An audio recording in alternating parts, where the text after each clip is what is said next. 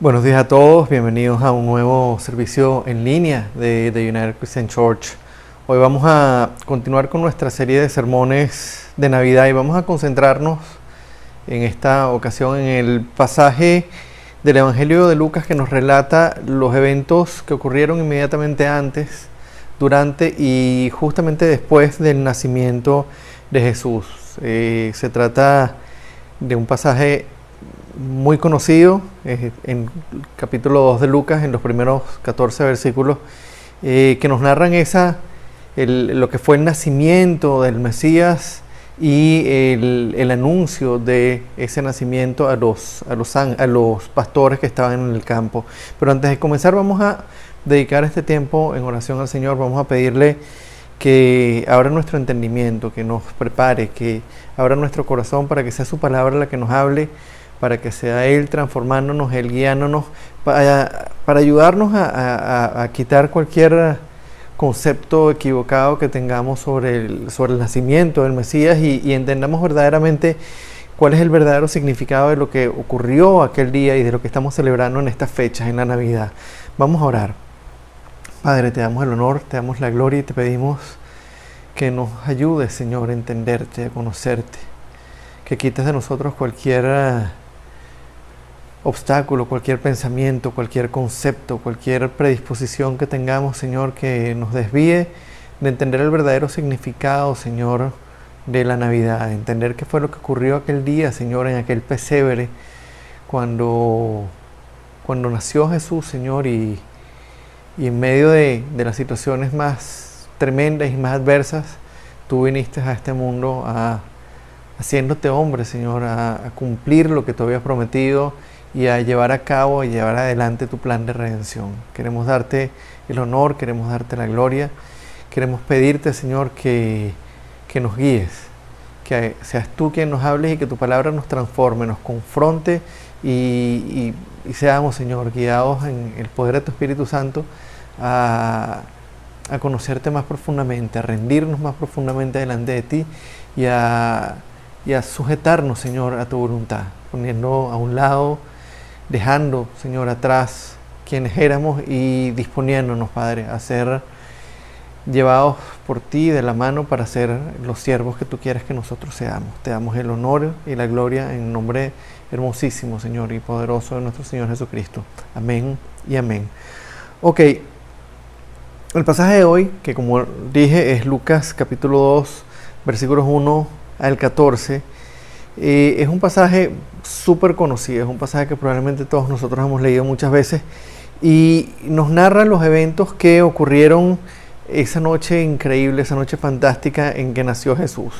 Y lo que vamos a ver hoy a través de esta narración es una serie de lecciones sobre el carácter y el propósito de Dios, sobre el carácter y el plan de salvación. ¿Cuál era el propósito de Dios al enviar a su Hijo a esta tierra? Y lo que vamos a hacer es que vamos a dividir esta narración en lo que podríamos definir 4 movimientos. Vamos a ver cuatro grandes o 4 movimientos dentro de 4 grandes áreas o 4 grandes movimientos dentro de este pasaje, dentro de esta narrativa, y en cada uno de estos movimientos vamos a ver una serie de lecciones sobre el carácter, sobre los propósitos de Dios. Y vamos a empezar con el primer movimiento, que lo podríamos llamar como un nacimiento planificado con antelación. Y para eso vamos a comenzar leyendo los versículos 1 al 7. Y la palabra de Dios dice así: por aquellos días Augusto César decretó que se levantara un censo en todo el Imperio Romano. Este primer censo se efectuó cuando Cirenio gobernaba en Siria. Así que iban todos a inscribirse, cada cual a su propio pueblo. También José, que era descendiente del rey David, subió de Nazaret, ciudad de Galilea, a Judea, Fue a Belén, la ciudad de David, para inscribirse junto con María, su esposa. Ella se encontraba encinta y mientras estaban allí se le cumplió el tiempo. Así que dio a luz a su hijo primogénito. Lo envolvió en pañales y lo acostó en un pesebre porque no había lugar para ellos en la posada. Lo primero que vemos aquí es cómo Dios estaba orquestando, cómo Dios venía preparando y venía manejando todos los eventos y todos los acontecimientos para que el nacimiento de Jesús ocurriera de la manera en que había sido profetizado en el Antiguo Testamento. En primer lugar, tenemos un censo oficial, un censo ordenado por el gobierno que obligó a José y a María a abandonar el pueblo donde vivían, que era Nazaret, y a dirigirse hacia Belén, que era la ciudad donde había nacido el rey David y en la cual, como había sido anunciado en el Antiguo Testamento, específicamente por el profeta Miqueas, habría de nacer el Mesías. Permítanme leer un momento en Miqueas capítulo 5, el versículo 2, que dice así: pero de ti, Belén Éfrata, pequeña entre los clanes de Judá, saldrá el que gobernará a Israel. Sus orígenes se remontan hasta la antigüedad, hasta tiempos inmemoriales. Ya en el pasado, ya siglos antes del nacimiento de Jesús, Dios mismo había anunciado que el Mesías, descendiente de David, habría de nacer en la ciudad de Belén, que era precisamente la ciudad natal de la familia de David. En segundo lugar, en lugar de nacer en un palacio, en lugar de nacer como un hombre poderoso, como cualquiera hubiese esperado de un rey, del Mesías, Jesús nació en un pesebre, en la más absoluta pobreza. Nació rechazado, fue apartado, relegado a un lugar que solo era digno para los animales de carga. Nació en un pesebre, no en una posada, no en una casa, en un pesebre, rodeado de animales de carga, en un lugar sucio, en un lugar indigno, incluso de un ser humano.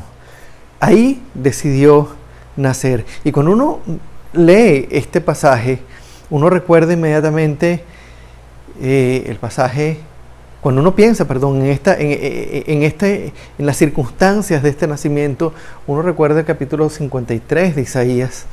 Fíjense cómo dicen los capítulos 2 y 3. Creció en su presencia como vástago tierno, como raíz de tierra seca. No había en él belleza ni majestad alguna. Su aspecto no era atractivo y nada en su apariencia lo hacía deseable. Despreciado y rechazado por los hombres, varón de dolores, hecho para el sufrimiento, todos evitaban mirarlo. Fue despreciado y no lo estimamos. Desde su propio nacimiento, Jesús vino de la manera más insólita que podríamos imaginar. No vino como un hombre rico, no vino como un hombre poderoso, no vino en un palacio, vino a través de una pareja normal, de una virgen casada con un hombre común y corriente, no de una reina casada con un rey, no a nacer en un palacio, sino a nacer en una ciudad pequeñita, en un pesebre. Y hermanos, cuando uno ve estas circunstancias, Dios enviando a su Hijo a nacer en la ciudad de Belén, en una ciudad pequeña, no en una casa, no en un palacio, sino en un pesebre, uno piensa y le vienen a la mente muchos pasajes y muchos eventos del Antiguo Testamento en el que vemos cómo Dios eligió llevar adelante sus planes y particularmente su plan de redención de una manera contraria a lo que los hombres haríamos, de manera absolutamente contraria a lo que nuestra naturaleza humana diría. Solo permítame mencionar algunas cosas. Dios eligió hombres ancianos, mujeres estériles para formar su pueblo, para formar el pueblo de Israel. Él desechó, hizo de lado el sistema de primogenitura que utilizaban los hombres para elegir quién sería el heredero y eligió a los más jóvenes y a los menos capaces. en medio de una sociedad patriarcal, donde el hombre era el que llevaba las riendas y donde las mujeres ni siquiera eran mencionadas dentro de la descendencia, Él incluyó en su plan a mujeres que no solamente no eran dignas, sino que eran extranjeras. Eligió a mujeres extranjeras que en muchos casos eran mujeres de mala reputación. Y este patrón que se viene dando desde el Antiguo Testamento de cómo Dios va llevando adelante sus planes de una manera contraria a lo que el ser humano haría, es un patrón que se repite en el nacimiento del Mesías. Las circunstancias que Dios eligió para el nacimiento de Jesús siguieron esa misma línea.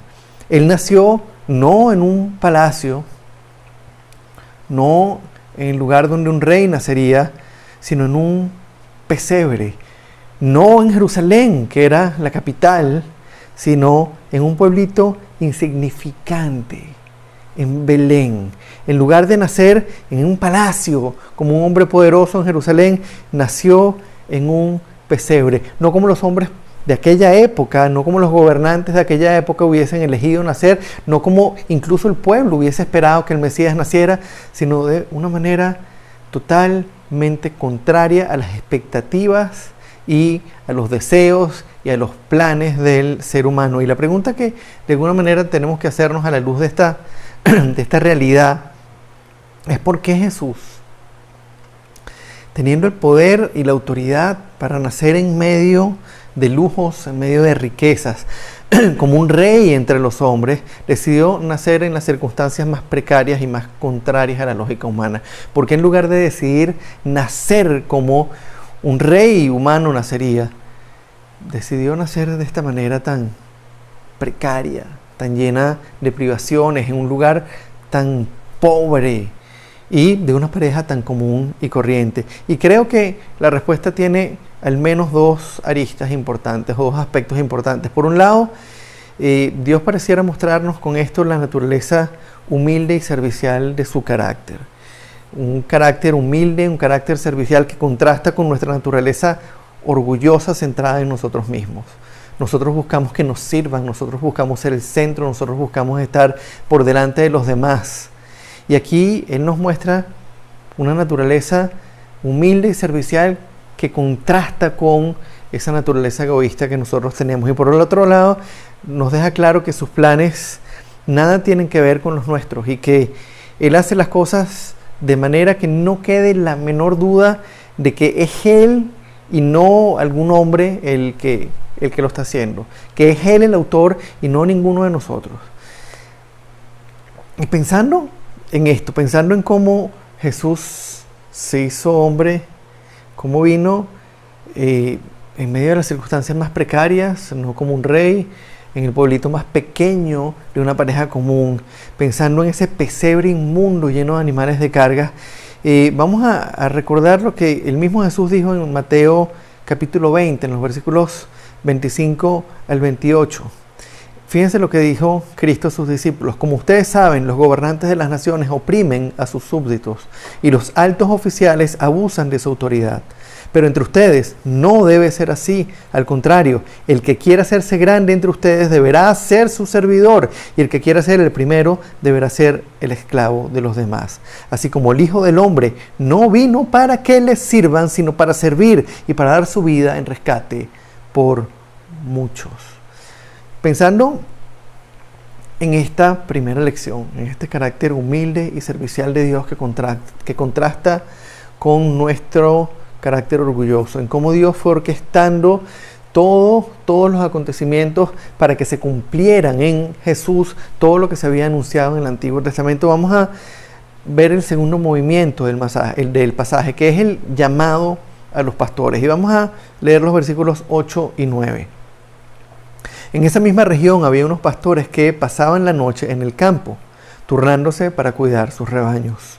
Sucedió que un ángel del Señor se les apareció.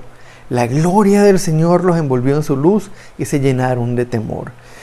Permítanme que les pregunte: si un rey, un hombre poderoso y rico tuviese un hijo, ¿a quiénes llamaría para que viniesen a rendir honores a ese príncipe recién nacido? ¿Llamaría a los pastores que están en el campo? ¿O llamaría a los reyes de otras naciones y a los hombres poderosos de la tierra? A los hombres poderosos de su nación. ¿Se dan cuenta de lo que Dios nos está mostrando aquí? De nuevo, Él está haciendo las cosas de manera contraria a lo que nuestro carácter orgulloso pensaría. Vamos a ver lo que nos dice Dios a través de Pablo en la primera carta a los Corintios, en el capítulo 1, los versículos 26 al 29. Fíjense, pensando en esto, en a quién anunció Dios aquel día a través de los ángeles el nacimiento del Mesías. A este grupo de pastores que estaban cuidando las ovejas, no a los príncipes, no a los reyes de las naciones, no a los hombres poderosos de Jerusalén, no al Sanedrín y al sumo sacerdote, a los fariseos, a los saduceos, no a los hombres de influencia, no a los hombres ricos y poderosos. A los primeros que anunció el nacimiento fue a los pastores que estaban en el campo. Pensando en esto, vamos a leer 1 Corintios capítulo 1, versículos 26 al 29. Hermanos, consideren su propio llamamiento. No muchos de ustedes son sabios según criterios meramente humanos, ni son muchos los poderosos, ni muchos los de noble cuna. Dios escogió lo insensato del mundo para avergonzar a los sabios, y escogió lo débil del mundo para avergonzar a los poderosos. También escogió Dios lo más bajo y despreciado, y lo que no es nada, para anular lo que es, a fin de que en su presencia nadie pueda jactarse. Amados, vamos a recordar que si nosotros hemos llegado a creer en Cristo, si nosotros hemos llegado a creer en el nacimiento del Mesías y nos hemos convertido en discípulos suyos, no es porque nuestra inteligencia, porque nuestra buena conciencia o nuestra sabiduría humana nos llevaron por cuenta propia a creer, sino porque Dios en su misericordia y en su gracia nos llamó, al igual que llamó a aquellos pastores en el medio de la noche. No porque lo merecíamos, no porque éramos los importantes, no porque éramos los más capaces, no porque éramos los que más podíamos alabar o los que más podíamos darle, por pura gracia y misericordia, para mostrarle a los poderosos, para mostrarle a los ricos, para anular la sabiduría humana, para anular lo que cree ser en presencia de lo que el mundo desecha. Dios escogió lo insensato del mundo para avergonzar a los sabios y escogió lo débil del mundo para avergonzar a los poderosos. También escogió Dios lo más bajo y despreciado y lo que no es nada para anular lo que es, a fin de que en su presencia nadie pueda jactarse.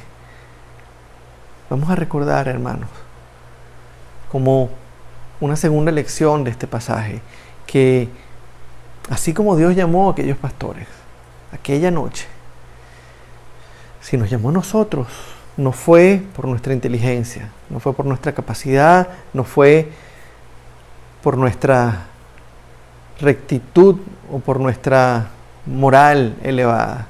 Fue porque en su misericordia Él decidió llamarnos a pesar de que nosotros no lo merecíamos. Y pensando en esto, vamos a ir al tercer movimiento, porque el punto es que ni los pastores, ni los gobernantes, ni nosotros, ni ninguna otra persona en el mundo merecía ser llamado. Pero vamos a leer los versículos 10 al 12 para ver este tercer movimiento, que es el anuncio del Salvador. Fíjense lo que dice el texto. Pero el ángel les dijo: no tengan miedo. Miren que les traigo buenas noticias que serán motivos de mucha alegría para todo el pueblo. Hoy les ha nacido en la ciudad de David un Salvador, que es Cristo el Señor. Esto les servirá de señal. Encontrarán a un niño envuelto en pañales y acostado en un pesebre. Hermanos, en este tercer movimiento se encuentra la esencia del plan de Dios y la razón por la cual el nacimiento de Jesús fue el acontecimiento más importante en la historia de la humanidad. Fíjense nuevamente lo que dice el versículo 11. Hoy les ha nacido en la ciudad de David un Salvador, que es Cristo el Señor. Hermanos, es sencillamente imposible desligar el nacimiento de Jesús del plan de salvación de Dios. Pensar que alguien puede por cuenta propia, a través de sus buenas obras, a través de sus buenas acciones, alcanzar los niveles de santidad que Dios demanda en su ley, no solo distorsiona, no solo corrompe la revelación de Dios a través de la Biblia, sino que coloca al hombre, coloca a esa persona en la situación más peligrosa en la que se puede estar. Dudar que el hombre necesitaba de Cristo para poder reconciliarse con el Padre, poner eso en duda es poner en duda la revelación completa de Dios y tomar el plan de Dios, el plan de redención y tirarlo de lado. Fíjense, vamos a verlo de esta manera. ¿Para qué Dios se humillaría a sí mismo haciéndose hombre? ¿Para qué ofrecería voluntariamente su vida en la cruz, sometiéndose al peso de su propia ira contra el pecado?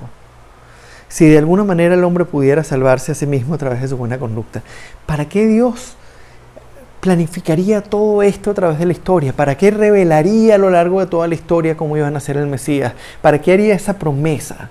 ¿Para qué se encarnaría Él en un niño indefenso, sometiéndose a todo lo que significa una vida de pobreza, ofreciéndose voluntariamente para ser sacrificado, apaleado, golpeado, humillado y sacrificado en una cruz? Si nosotros de alguna manera pudiéramos por cuenta propia acercarnos y reconciliarnos con Él. Hermanos, Jesús se hizo hombre y pasó por todo lo que pasó porque era la única manera de reconciliar al hombre pecador con el Dios Santo. Era la única manera en que nosotros podíamos ser reconciliados con Dios.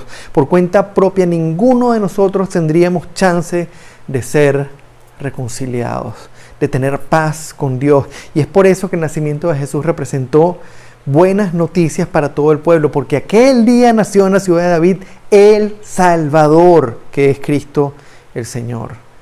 Hermanos, esas buenas noticias son el motivo por el cual cada año celebramos la Navidad. El ministerio de Jesús se trata de salvación, se trata de pasar de muerte a vida, de condenación a vida eterna. El cristianismo, hermanos, no se trata de prosperidad, no se trata de sanidad, no se trata de tener una mejor vida ahora. Convertirse en discípulo de Cristo significa pasar de una condenación eterna en el infierno a tener vida eterna en la presencia de Dios. De eso se trata el nacimiento de Jesús. Jesús no vino a sanar, Jesús no vino a mostrarnos un camino de amor, Jesús no vino a darnos paz, Jesús no vino a darnos prosperidad y riqueza, Jesús no vino a cumplir nuestros sueños. Jesús vino a ser algo muchísimo más grande y más importante que eso. Todas esas cosas, la prosperidad, la sanidad, el cumplir nuestros sueños en esta vida, todo eso es temporal. Lo que vino Jesús realmente a ofrecernos supera por largo cualquier cosa que nosotros podamos desear en esta vida. El cristianismo, nuevamente, hermanos, no se trata de prosperidad, no se trata de salud, no se trata de una vida abundante, de una vida rica, no se trata de riquezas, de placeres, no se trata de tener nuestra mejor vida ahora, como dicen algunos. Se trata de pasar de muerte a vida, de estar condenados a ser salvados, de tener un futuro eterno de sufrimiento en el infierno, a tener una vida eterna de gozo en la presencia de Dios. De eso se trata el ministerio de Cristo. Y eso nos lleva al cuarto movimiento del pasaje, que es la alabanza en la tierra al Dios del cielo, cuando esos ángeles se presentan. Vamos a leer los versículos 13 y 14. De repente, apareció una multitud de ángeles del cielo que alababan a Dios y decían: gloria a Dios en las alturas y en la tierra paz a los que gozan de su buena voluntad. Vamos a tratar por un momento de ponernos en las sandalias de aquellos pastores. Estamos en aquel campo desolado, en medio de la oscuridad, y en plena noche aparece primero un ángel. La gloria de Dios nos envuelve y recibimos aquel anuncio maravilloso. Las buenas nuevas les han nacido un Salvador. Y al momento siguiente ya no es un solo ángel. Ahora hay una multitud de ángeles y todos ellos están cantando y alabando a Dios. Y yo les pregunto, ¿por qué los ángeles vendrían a la tierra a alabar a Dios si podían hacerlo directamente en el cielo? ¿Por qué venir a la tierra a alabar a Dios si están continuamente alabándolo en los cielos?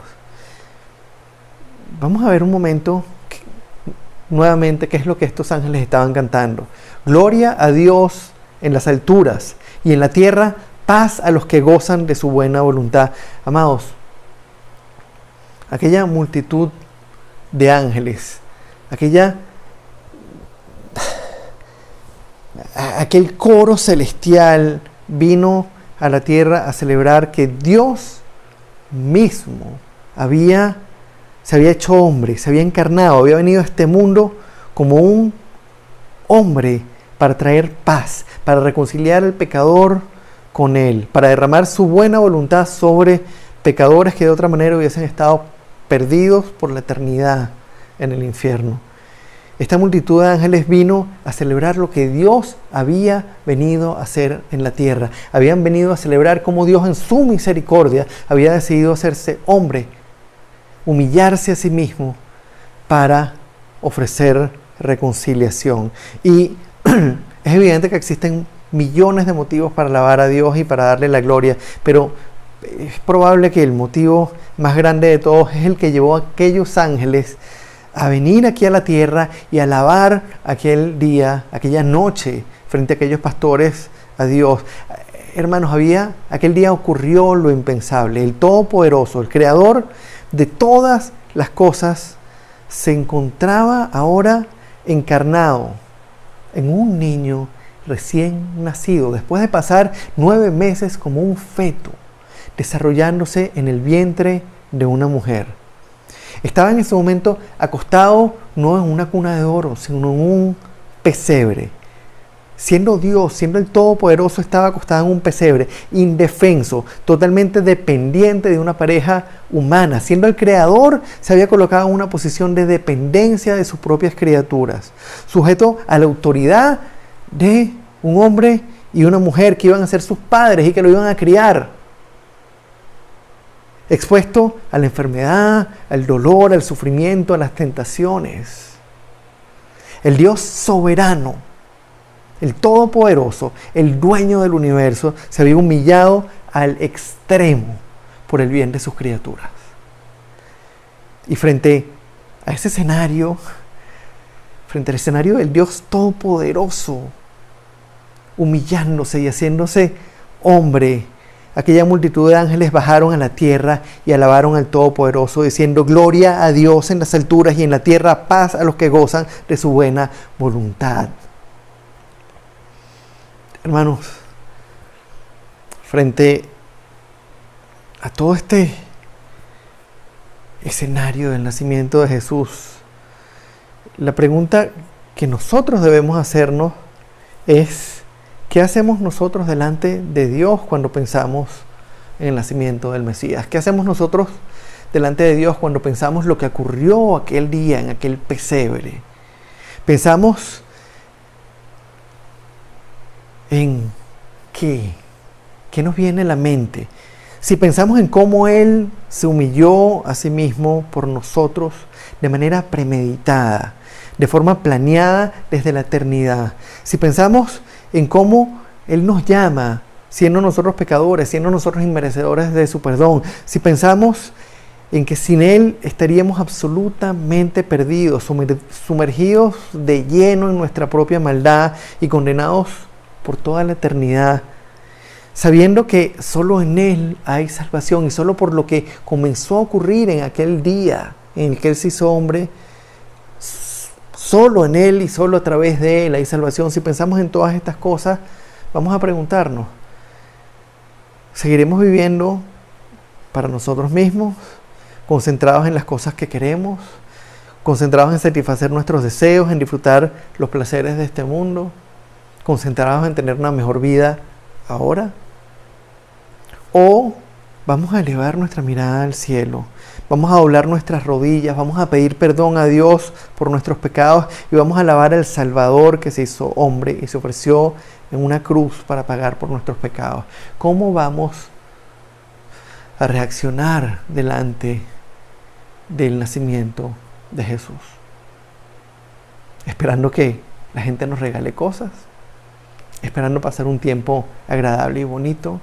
¿Esperando ir a muchas fiestas? ¿Esperando pasar un tiempo de calidad, sin sufrimiento, sin aflicciones?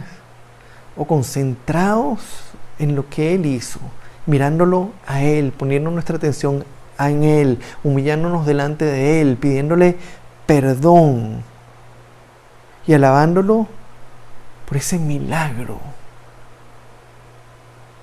por haberse negado, por haberse humillado, por haberse despojado de toda su majestad y haber venido a este mundo como un niño indefenso, expuesto a toda clase de privaciones y a toda clase de sufrimientos y a toda clase de tentaciones, para llevar una vida perfecta y ofrecernos el único camino de reconciliación con el Padre. Vamos a meditar. Los invito a que meditemos en esto durante lo que queda de mes. A que cuando vayamos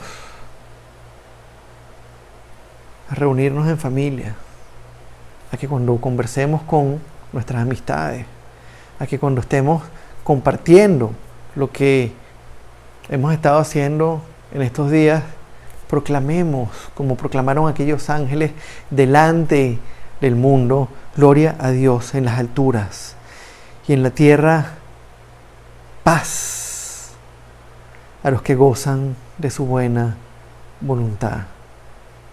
Vamos a meditar esta semana en el verdadero significado del pesebre, en lo que ocurrió aquel día, en cómo en aquella criatura frágil y aparentemente indefensa estaba consumándose el plan más importante de toda la humanidad, como en aquella criaturita sujeta a la autoridad de dos criaturas creadas por Dios, de un hombre y una mujer, aquel ser acostado en un pesebre inmundo, rodeado de animales de carga, como en ese niño estaba cumpliéndose la promesa más grande y más importante que le ha sido dada a la humanidad, la promesa del Mesías, la promesa del Redentor. Vamos a orar. Padre, te damos las gracias, te alabamos, te bendecimos, te glorificamos, porque en medio de un mundo caído, en medio de un mundo lleno de pecado,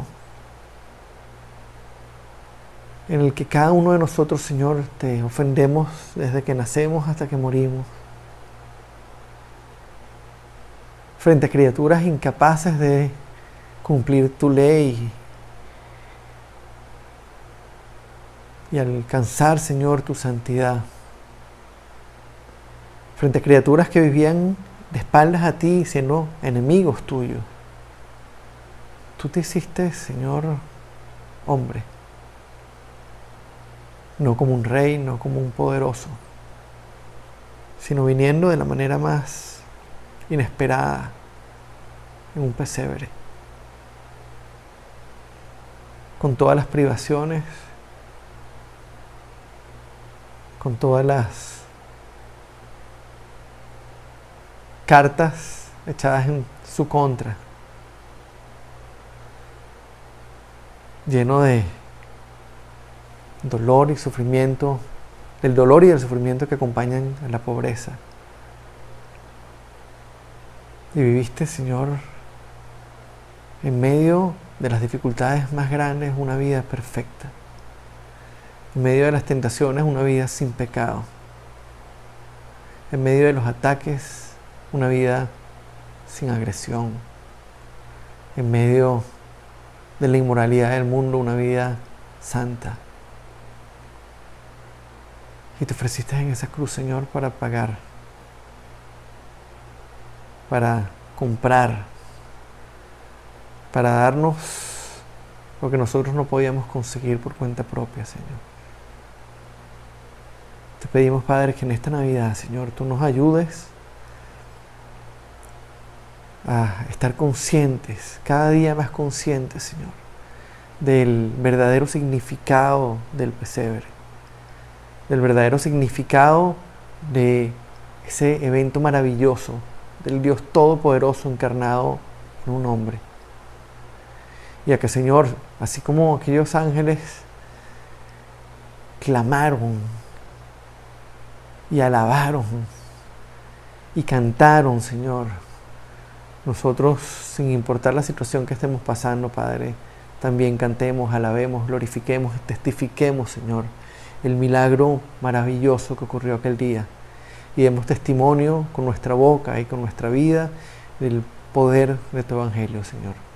Te damos el honor, te damos la gloria y quedamos, Padre, delante de ti, dándote el honor y pidiéndote, Padre, que no nos sueltes un segundo, que nos ayudes cada día a depender más de ti, a conocerte más, a entenderte más y a estar siempre dispuestos, Señor, a ser esos siervos útiles que tú quieres que nosotros seamos.